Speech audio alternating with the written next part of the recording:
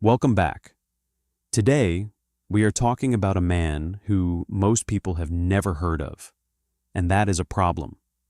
Because this one man, sitting in his office in Berlin, built one of the most powerful and deadly military organizations in human history.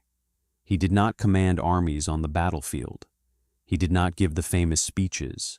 He did not stand at Nuremberg in the dock next to Göring and Hess and the other names that everyone knows. He worked behind the scenes. He made phone calls. He wrote memos. He attended meetings. He argued, negotiated, manipulated, and maneuvered through the bureaucracy of the Third Reich with a skill that very few people in that system could match. And through all of that quiet, ordinary-looking work, he turned a small, constrained, limited organization into a force of nearly 1 million men, drawn from over 30 different countries. He built the Waffen-SS. And without him, it never becomes what it became. Without him, the scale of the killing is different. Without him, the history of the Second World War is different. His name was Gottlob Berger, and this is his full story. Gottlob Berger was born on July 16, 1896, in a small village called Gerstetten in the region of Württemberg in southern Germany. It was a quiet, rural place. His father owned a sawmill. The family was modest, working class, rooted in the soil and the rhythms of a provincial German town that had probably not changed very much in 100 years.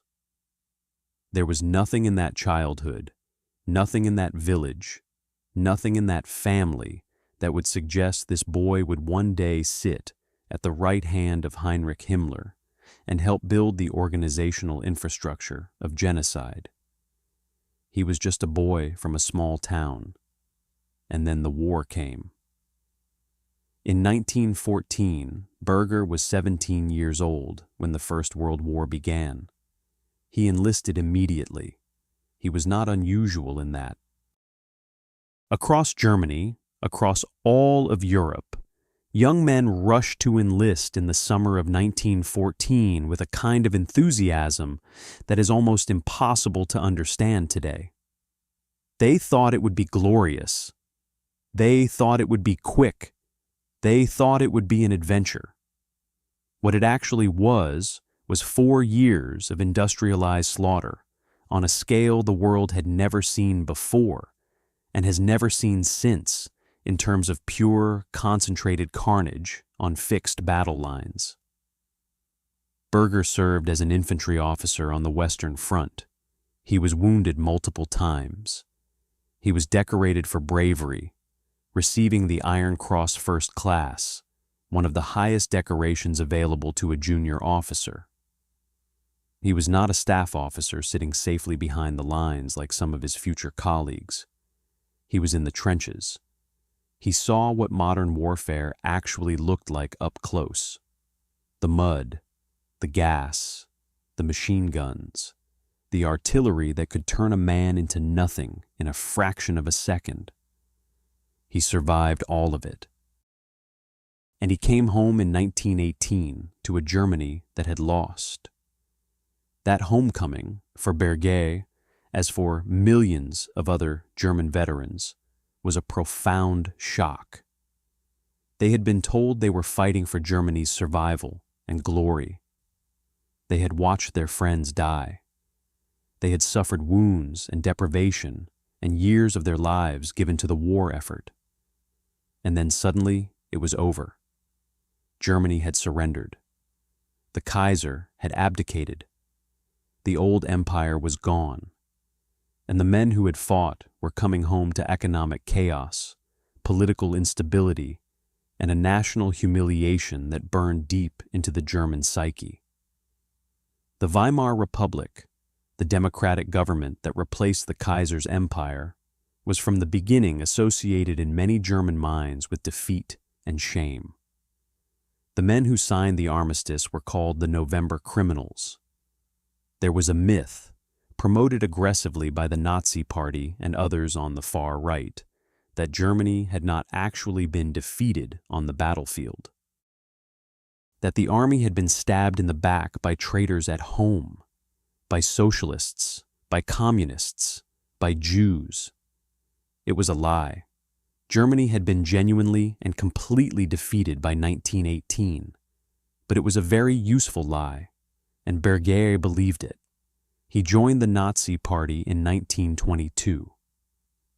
This was the very early period of the movement, when it was still a fringe organization centered in Munich with no national presence and no realistic prospect of taking power. The men who joined in 1922 were not opportunists jumping on a winning bandwagon.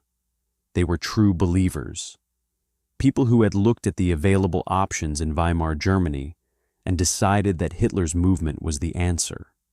Berger was one of those people. From the very beginning, he was committed not just as a member, but as an activist, as an organizer, as someone who threw himself into the work of building the movement.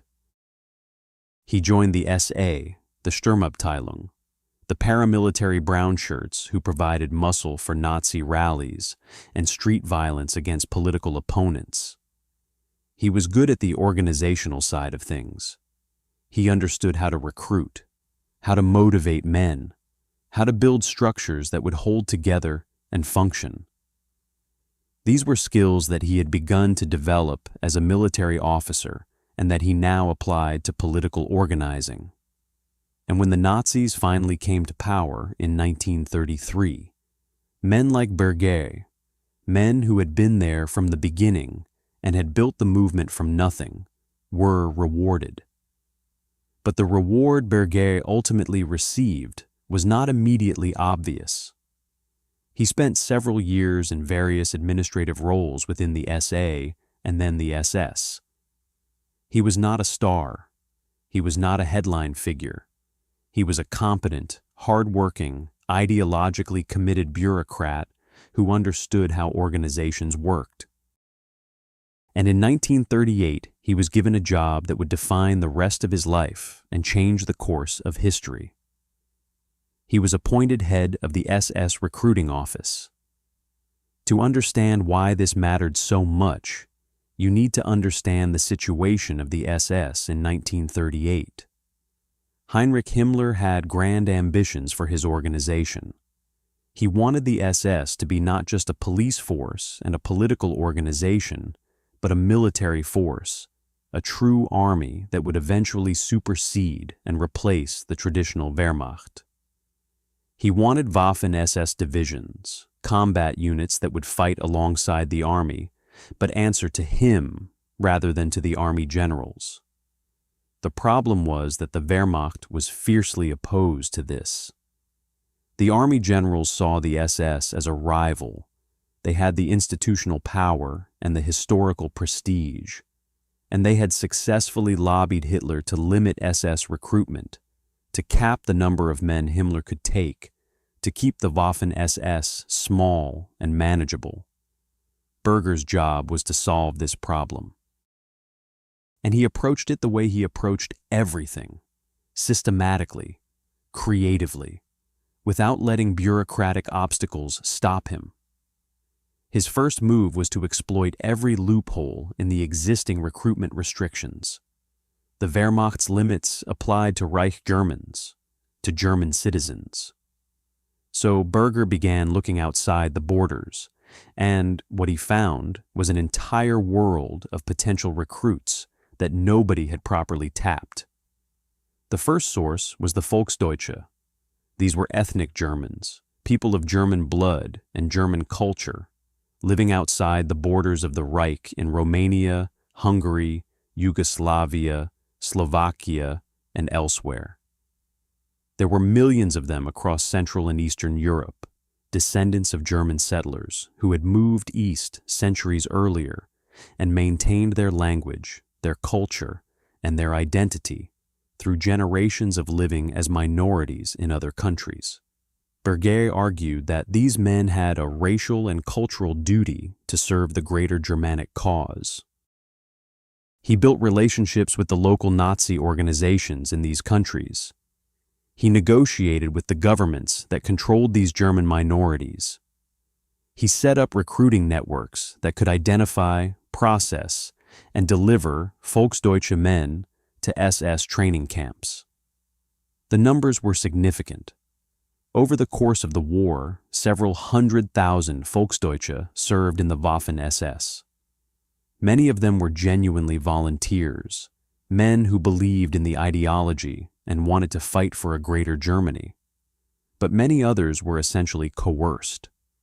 As German power expanded and as local Nazi organizations gained influence, the pressure on Volksdeutsche communities to provide men for the SS became enormous. Families that did not send sons to serve faced social exclusion, economic pressure, and in some cases, outright threats. Berger counted every one of these men as a recruitment success, regardless of how they had actually ended up in uniform. But the Volksdeutsche were just the beginning. Berger's truly audacious move was to begin recruiting from the Germanic peoples of Western Europe. After Germany conquered France, Belgium, the Netherlands, Denmark, and Norway in 1940, Berger saw an opportunity. The Nazi ideology held that the Dutch, the Flemish, the Danes, and the Norwegians were racially Germanic peoples, closely related to the Germans by blood and culture. Himmler dreamed of a pan-European SS, a brotherhood of Nordic nations united under the banner of National Socialism against the twin threats of Bolshevism and Jewish influence. Berger set about making that dream a reality. He established recruiting offices across occupied Western Europe. He worked with local collaborationist organizations and pro-Nazi political movements to identify potential recruits. He created entire divisions organized along national lines. The SS Division Viking recruited from across Scandinavia and the Low Countries. The SS Division Nederland was built from Dutch volunteers. The SS Division Nordland drew from multiple Germanic nationalities. The numbers were never as large as Berger hoped. Western European men were generally less enthusiastic about serving in a German military organization than the SS propaganda suggested. But tens of thousands of Western Europeans did serve, and each one represented a political and ideological victory for Berger's vision of a pan-European SS.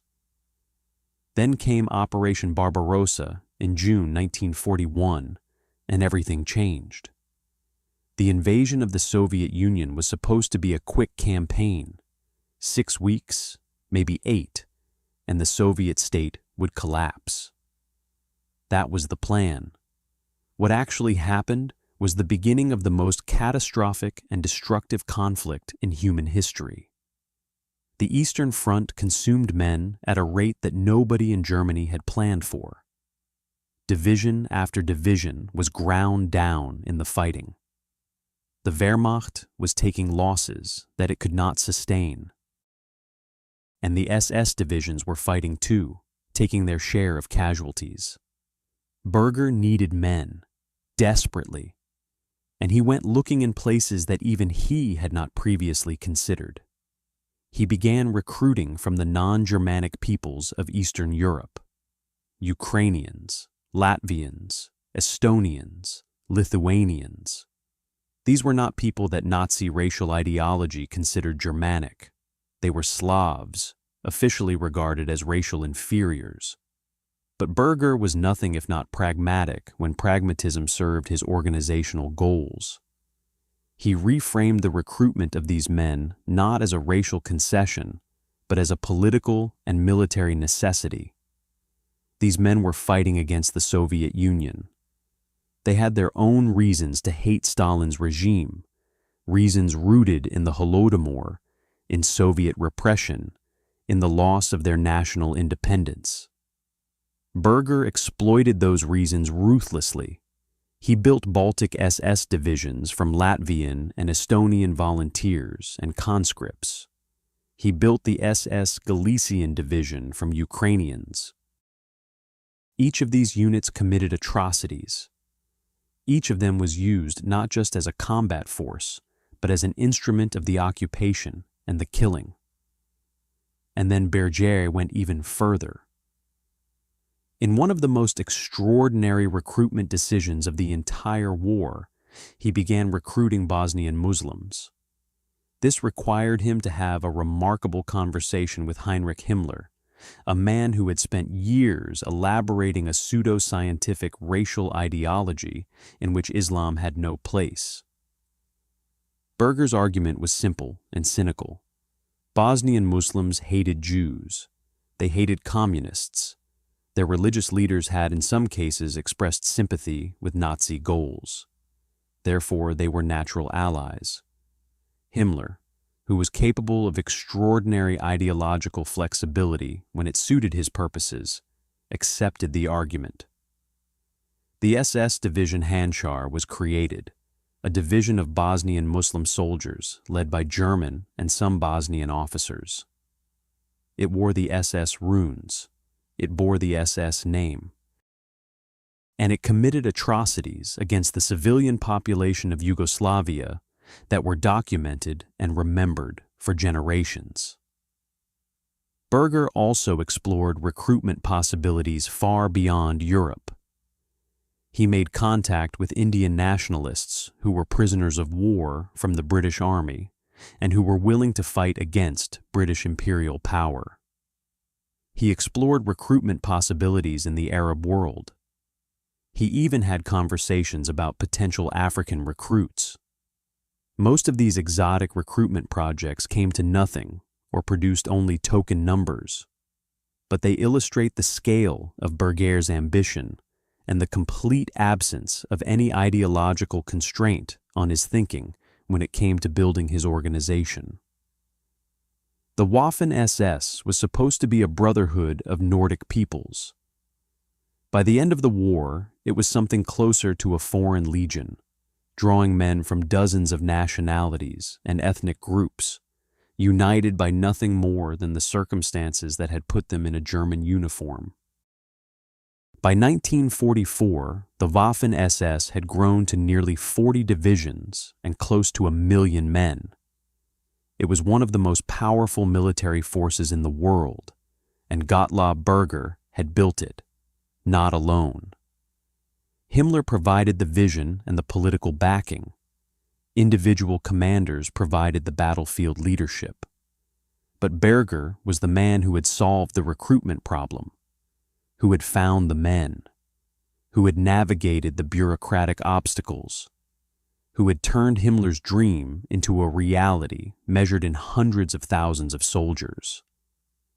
Now we have to talk about what those soldiers actually did, because the Waffen-SS was not just a fighting force. It was an organization that committed some of the most horrific war crimes of the entire conflict. SS divisions massacred civilians across Europe. The SS Division Das Reich murdered the entire population of the French village of Oradour-sur-Glane in June 1944, killing 643 men, women, and children, burning the village to the ground. SS units massacred American prisoners of war at Malmedy during the Battle of the Bulge. SS anti-partisan operations across Eastern Europe were in reality mass killings of civilian populations in which entire villages were destroyed and their inhabitants murdered. And SS units operated in close coordination with the Einsatzgruppen, the mobile killing units that followed the advancing German armies into the Soviet Union and murdered over 1 million Jews in mass shootings across Ukraine, Belarus, and the Baltic states.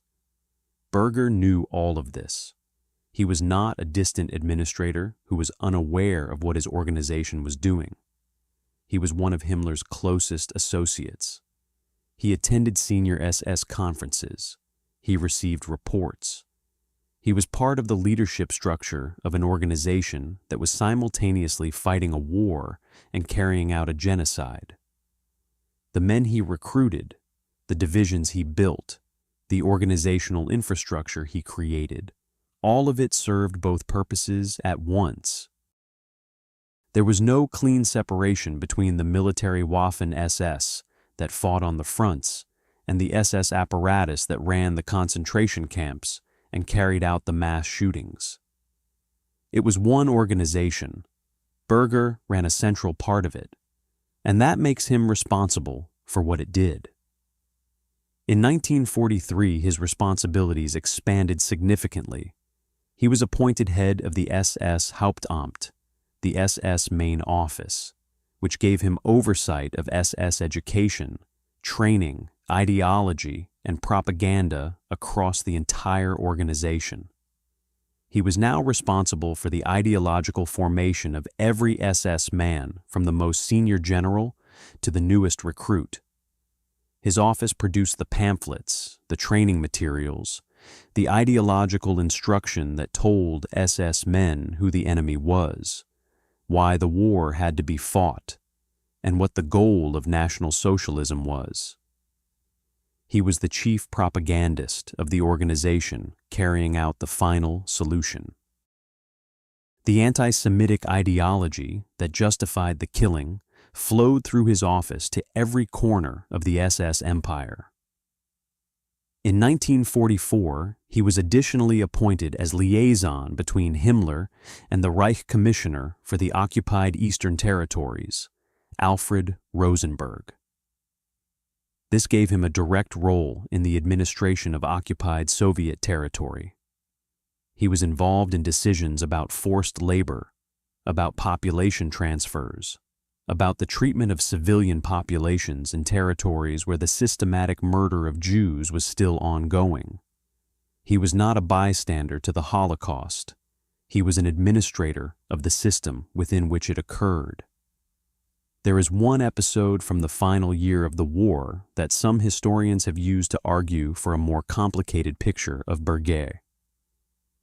In the chaotic final months, as Germany was clearly losing and various SS figures were beginning to think about their own futures, Berger was involved in negotiations regarding the fate of prominent prisoners held by the SS. These included Western politicians, former heads of state, and others who had been imprisoned by the Nazi regime. There is evidence that Berger intervened on some occasions to prevent the execution of these prisoners, arguing that they could be used as bargaining chips with the Western Allies. Some of them survived because of these interventions, but we have to be absolutely clear about what this means and what it does not mean. A man who spent a decade building the organizational infrastructure of the SS does not get moral credit for occasionally protecting high-value Western prisoners when he was already thinking about his own future after the war. Those interventions did not undo the hundreds of thousands of deaths that his organizational work had facilitated. They did not bring back the victims of Oradour-sur-Glane or Malmedy or Babi Yar, or the 1,000 other places where SS units carried out their killings. Berger was thinking about Berger. That is the honest explanation for his behavior in 1944 and 1945. Germany surrendered on May 8, 1945. Berger was captured by Allied forces. He was held for trial and faced justice in a way that many of his colleagues did not. He was tried in 1949 at the Nuremberg military tribunals, specifically in what was known as the High Command case. He was found guilty of war crimes and crimes against humanity. The court specifically cited his role in the mistreatment of prisoners of war, his administration of occupied territories where atrocities occurred, and his membership in and leadership of a criminal organization. He was sentenced to 25 years in prison. He served 6 years. He was released in 1951. The reason for his early release was not that his crimes had been reassessed or that new evidence had emerged in his favor. The reason was geopolitical. By 1951, the Cold War was the dominant reality of European politics. West Germany was being integrated into the Western alliance against the Soviet Union. The Allied powers had shifting priorities. The prosecution and imprisonment of Nazi war criminals had become inconvenient in some ways for the project of rebuilding West Germany as a reliable Western partner. Sentences were commuted. Prisoners were released. Berger was among them. He went home to Bavaria. He lived quietly in West Germany for the next 24 years. He gave occasional interviews to historians and journalists. He maintained contacts with former SS comrades and with various right-wing networks that existed in West Germany in the post-war decades. He never publicly expressed genuine remorse for what the organization he had built had done. He died on January 5, 1975, in Gerlingen. He was 78 years old. He had outlived the Third Reich by 30 years. And here is what I want to leave you with as we close today. Gottlob Berger is not famous.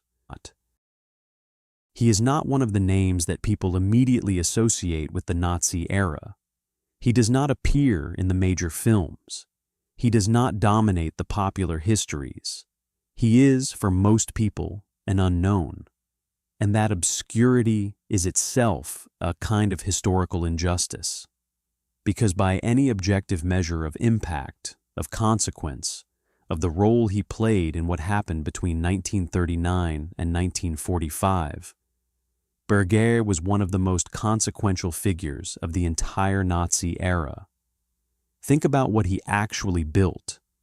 The Waffen-SS that emerged from the war, nearly 1 million men, 40 divisions, recruits from 30 nationalities, was an organization that could not have existed without Berger's organizational genius.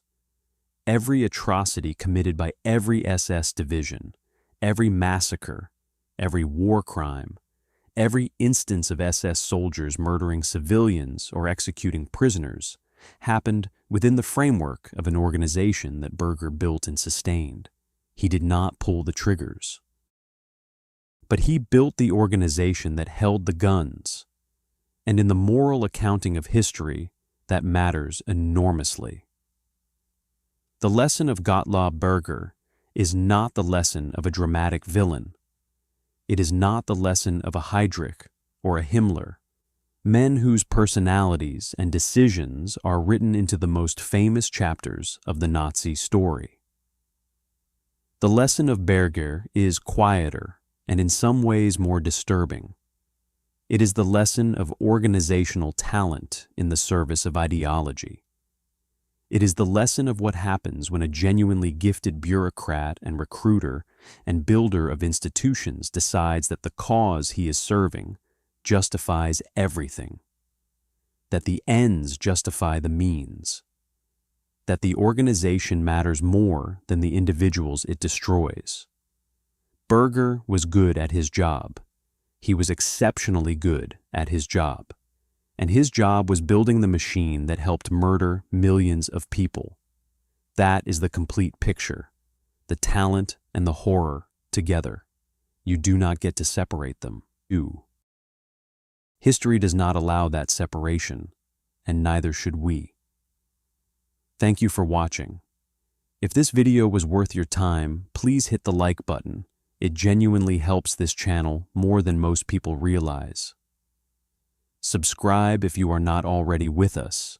We tell these stories every single week because they matter, because the names that history has forgotten are sometimes the most important names to remember. Leave a comment below if there is someone you want us to cover next.